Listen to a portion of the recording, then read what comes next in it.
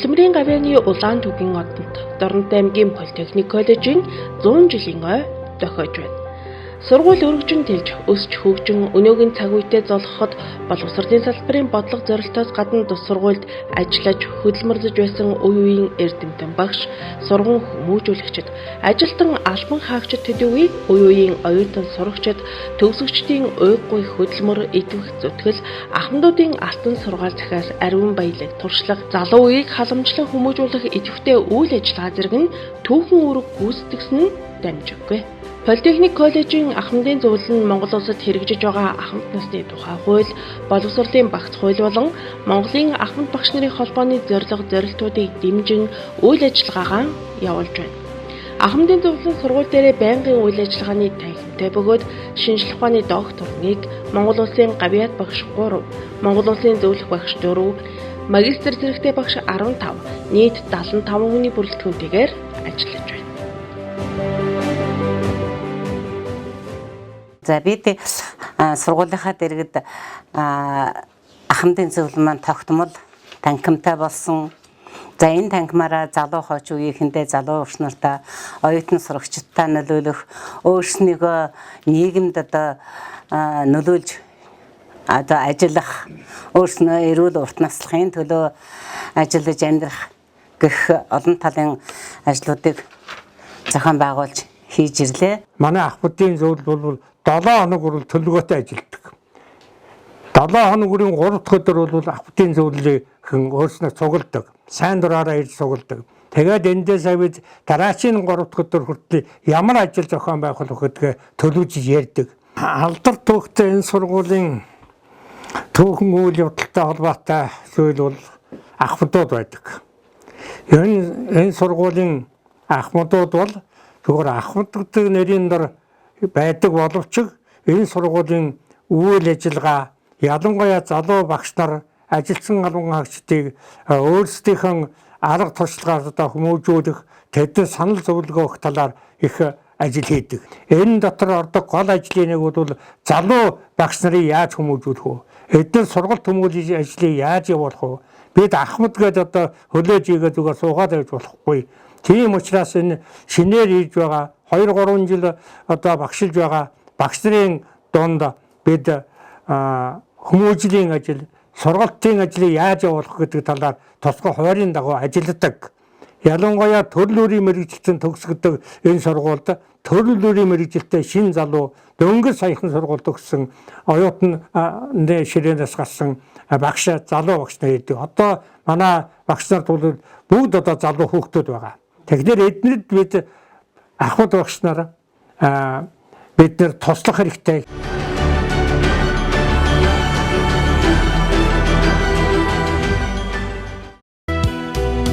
Уралжин оройтой цагаан өргөндөө утчин шавда эрдэм хайрдасан орчлон тайнхын үдиг нэгээр аргудун хүссэд минь жигүүр оргуусан үцэг варсан амьд уурхан үгүйдэн сансан миний багшата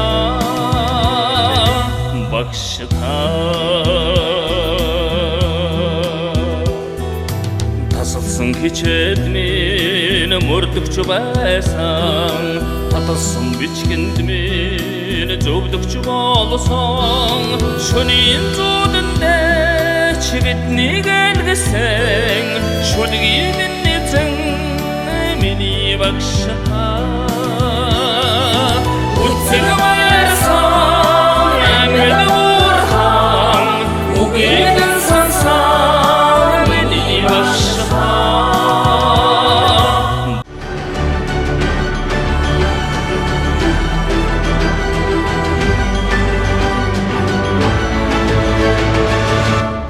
Манай сургуульд өнөөдрийн байдлаар 60 оны томилттой ахмад багш байна. Тус сургуульд 32 жил ажилласан, 62 оны томилттой 2 ахмад багш маань байна. Гэт ярих юм бол энэ сургуулийн түүхийг 60 гаруй жил бичлсэн ахмадуудаараа бид бахархан байдаг. Тэднийхээ ажил амьдралыг сурталчлахын тулд Дорнот аймаг дөөлсөнийн гоороо сурталчилж хөрөг нэвтрүүлгүүдийг гаргаж байлаа. Мөн Монголын ахмад багш нарын холбооноос одоо тогтмол гаргадаг. Багш эрдэнэ сэтгүүлээр ахмадуудад одоо тогтмол алдаршуулж байгаа.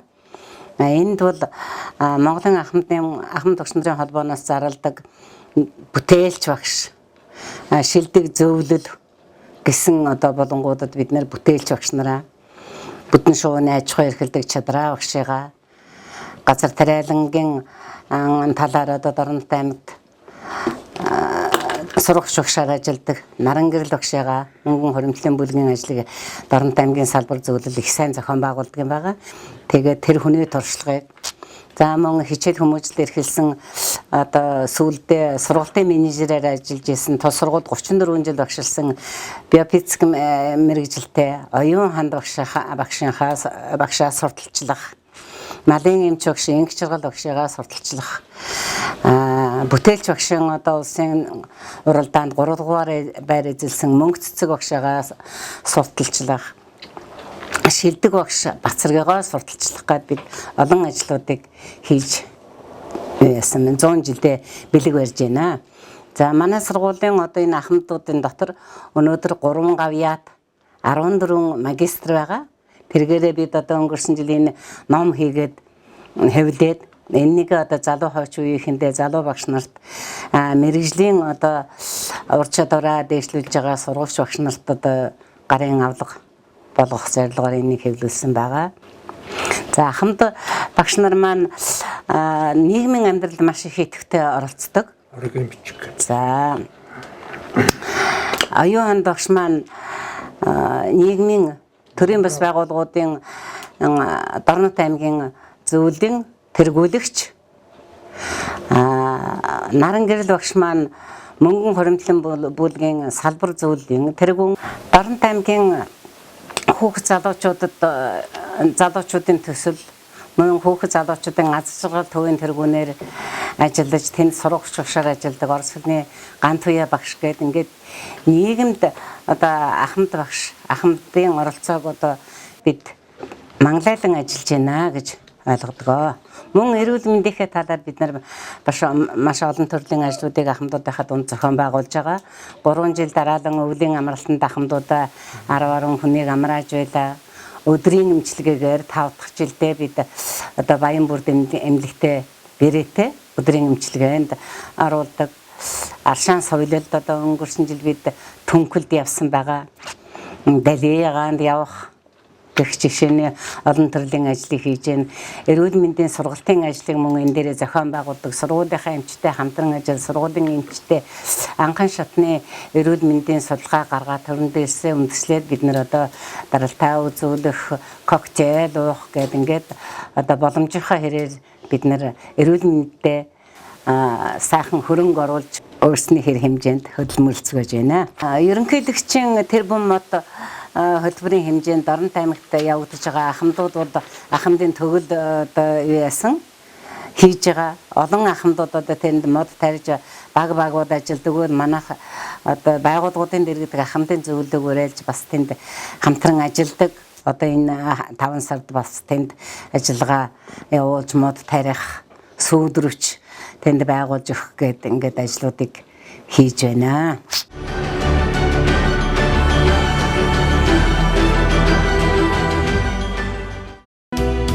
Айны дөрөвний сүгэр медаж айран ойран нөлөвсөн нагасан ахын ууцын түмэн ёролор амьдрын харгуй дүтж мартосан үцгэлэрсэн амьдвархан үгүйгэн сансан миний багшта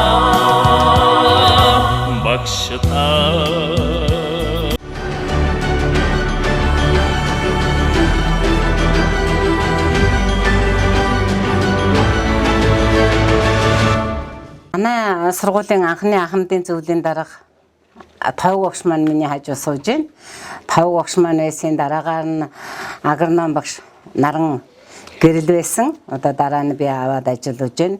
Энэ хугацаанд бид бас өөрснөхийн хэр хэмжээнд залуучуудаа халамжилж, залуучуудаа үлгэр жишээчээр амьдрахын төлөө үлгэрлэн ажиллаж явнаа. Ер нь энэ сургуулийн ахватын зөвлөлийн талаар ярих бол их зүйлийг ярьж болно. Энэ сургууль чинь одоо 3 сургууль нэгчсэн. Хөдөө аж ахуйн техникум 100 жилийн түүхтэй. Техник мэргэжлийн сургууль 50 жилийн түүхтэй. Барилга техник мэргэжлийн одоо сургууль 60 жилийн түүхтэй. Өөрөөр хэлбэл энэ жил 3 төгс таастай сургууль. Би энэ үнийг 210 жилийн түүхийг бид ярих болж байна. Тус нь ярих юм бол. Тийм учраас бид юугдаа бөөгнүүлээд товчхон бөгөөд тодорхой ярьж байна. Бидний 7 хоногийн хуваартай. Нэгд өдөр бид яах ёстой сонсгол байна. Хоёр дахь өдөр юу хийх ёстой юм гэхээр бүх ангиудаа 8 цагийн хичээлтэй учраас 4-5 цагаас 3-4 цагаас нааш одоо цардаггүй байсан заримдаа. 3 дахь өдөр бол сонсголтой. 4 дахь өдөр бол лекц уншдаг. 5 дахь өдөр бол бас 8 цагийн хичээлтэй хүмүүжлийн ажил явна. Практикийн ажил сургууль дээр сургалтын ажил явна. Ийм их ажлуудыг хийдэг учраас энэ бүгдний биеэрээ туулж ирсэн ахмад багш нар бид чөлөөндөө гарчлаагаа зүгөө сууж болдоггүй.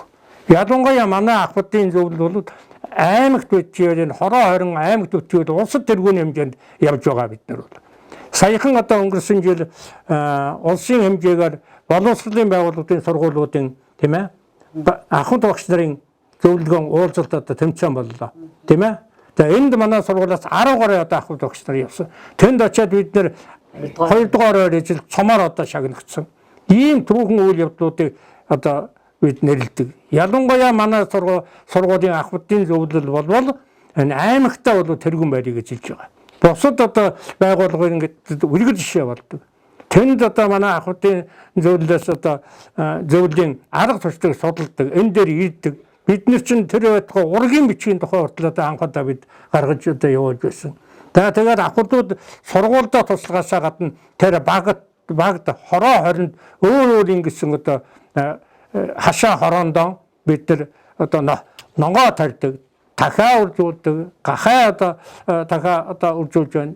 Тэгээ ингээд одоо энэ арга тусалгаа бид нар ингэж одоо ярьдаг ийм улсууд юм аа. Тийм учраас энэ 100 жилийн түүхэн үйл явдалтай энэ 3 сургуулийн түүхэн одоо ахмадын зөвлөлийн үйл ажиллагаа бол нэлээд өндөр хэмжээнд болсон гэж ингэж үзэж байгаа маа. За тэгэхээр сургуулаа би бол ингэж боддог. Энэ сургууль бол 100 уулын зулайдны мандсан сургууль, мянган төгсөгчдийн сэтгэлд нь шингэсэн сургууль, 100 жилдээ цуцаан үгүй сургууль, мянган жилдээ матагдаж үгүй сургууль. Энэ бол Монгол улсын хамгийн анхны хөдөлмөрийн гавьяаны улаан түвгийн гадантай 100 жилийн түүхтэй сургууль гэж магтан явдаг да.